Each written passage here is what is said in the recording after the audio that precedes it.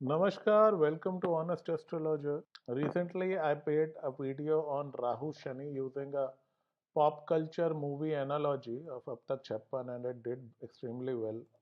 So I thought I should make something similar about one movie trailer that struck a chord with me, which is very related to Shani. Uh, that was the trailer of movie Animal. And I wear my astrologer's glasses while watching these movies. But this one touched a chord somewhere. Some of my clients they reached out to me in comments on WhatsApp and things like that, saying this is one particular placement which is playing out. Are we right? And most of them were right. From the trailer, I haven't seen the movie, but from the trailer, it totally looks like a Shani in the ninth case. Okay. So I have explained in previous videos, I have written in my book, I have explained. Shani is the house where you are willing to sell your soul for that house. Okay. House of Shani is your battlefield. The tragedy of this house is that you usually do not get the kind of approval you seek from the house. You always seek approval of the house of Shani, and usually you don't get it. Uh, you often get stepmotherly or stepfatherly treatment from the house of Shani. Particularly damaging, I have seen this thing in a fourth house Shani when your own mother treats you like a stepmother, while you are willing to sacrifice everything for the sake of the mother and your clan and your family. Ninth house Shani, it's about father and dharma. Okay. And there is a redeeming quality about this. I'll talk about it. So, ninth house Shani is willing to do anything to make the father happy, at least in the first half of life. This character comes across as a typical Shani in the ninth character who's willing to do anything for the father's happiness, but the father is never pleased with him. All we see is the father always complaining. So, there is this initial thing when he says, okay, I'll play the papa, you play the child. And so, what the child wanted to show was, I wanted to go a Michael Jackson concert. It was my dream, but since it was my father's birthday, I did not go there. But the father was just too. Then we have a scene where the mother says, he adores you, you are a superhero. Uh, Shani Ninth gives very severe daddy issues. Okay, they think their father is the superhero. They adore and love their father, but the father doesn't reciprocate that love. And they would do all funny things for the father's approval. There is another scene. He says कि मैंने अपने बाल कटवा लिए, पापा को छोटे पसंद है. And the father says नहीं, तुम लंबे बाल में भी अच्छे लगते थे. And he's like, कोई नहीं पापा, मैं बढ़ा लूंगा. So that's the slavish devotion you have towards the house of Shani. Okay. Father. In the next shot, the father expresses his displeasure with the poor boy, saying, "Criminal है हमारा बेटा, मैंने कहा था." And finally, the thing which I have often seen, and it breaks my heart. It actually breaks my heart. His wife says, "तुम्हारे पापा के लिए तुम्हारा प्यार जोग नहीं रोग है. It's a disease." So your devotion to the house of Shani can actually go to the level of a disease. And then you see when his father gets attacked, he goes full madman. Okay, he turns into this proverbial animal. So this applies to almost every house of Shani. Fifth house Shani, you touch his child, you will have the animal appear.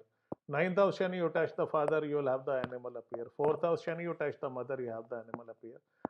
But these relations never reciprocate even a small percentage of the love and devotion that these natives show for the house of Shani. So it is a very human tragedy. It is an ancient tragedy. Sun and Shani, that thing happened like millions of years ago. It is still being played out in generational karma. So that menacing devotion which burns up everything in the life, that is how slavishly devoted you can be to the house of Shani. And there is this, आपको खरोच भी आए तो दुनिया जला दूंगा. That shows the menace of Shani, that menacing devotion that Shani has, a suicidal devotion that Shani has to the house. But there is a part two. Okay. Around the age of 36, such natives they get disillusioned by the father. So 36 is the Shani maturity age, and suddenly something happens where they're able to see through. And that is when they can actually take a stand against the father. And I've seen that happen so many times. So here is an advice to all the fathers: encourage them to live beyond you. Okay, it's very flattering to see when your children are all gaga about you. We have those desi parent egos. Don't do that. You will end up exploiting the child. Second thing, in all probability, there would be some other child who will be your favorite, and it's okay. But do not be unjust to this child. What I've seen, one father, two children, one child with Shani in the ninth will always be asked to make the sacrifice. Why? Stop doing that. Dear parents, stop doing that. If a child is born with Shani in the ninth, the mother should take a stand because the father would be blind to one child's good part and other child's bad part. So this child might do anything and everything, the father wouldn't be pleased. So the mothers need to take a stand. And if there is a child with a fourth house Shani, the fathers need to take a stand. A fourth house Shani is a totally different thing. We'll talk about it separately. Another thing, one redeeming point with about ninth house Shani is these people are very fond of justice. You will see them in judiciary. A lot of judicial activists have this thing. They end up challenging the powers that be for the little guy. Okay. Reason being, ever since childhood, they have been discriminated against by their own fathers. So, ninth house Shani, particularly for male natives. For female natives, it's not all that bad. I've already said, Shani is harsher on the males vis-a-vis the females, and Rahu is harsher on the females. So, Shani in the ninth is a Dharma yogi. Okay, he is a Nyayadhish yoga, we call this. He becomes a justice warrior because he has been discriminated against. He has been through a lot of injustice by the hands of the father himself. So, dear daddy, is if you have a bacha with ninth house Shani, if you can't love him, at least be just to him. And dear mummy, is if you have a ninth house bacha and ninth house Shani bacha, ensure you make it a point that the father does justice to them, if not love. Okay.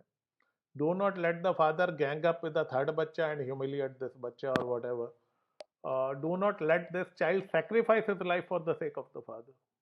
I've seen that happen so many times. And then what happens? The circus continues till around 36, between 36 to 42. There would be a rebellion. This bacha is going to hit back at the father, and a different animal will come out of him, and the fathers won't be able to take this animal. So I can understand you will always have one favorite child, but whatever you do, do justice to this child. This again is your child and he is very slavishly devoted to you. Be kind to him. If you can't be kind and loving, at least be just to him. That would solve a lot of problems between you and the child. And one advice to people who have a ninth house Shani. Okay. You can be very devoted. You can go out, दुनिया जला देंगे पापा को कुछ हो गया तो. Remember, your duty is up to a limited extent towards your father. You have other people in your life who might need you more. Second thing, do not take their orders blindly. You will ruin your life trying to please your father. So you try and do justice to the father if father is not doing justice to you. Another advice, never take your father's advice if you have a ninth house Shani. You can thank me later. 50% of all the kalesh in your life would have come out of trying to please the father or trying to take the father's advice. Write down in comment section if this happened to you. Prove my hypothesis, right or wrong, whatever. Try doing justice to father and never take his advice. You can thank me later. Jai Shani Dev.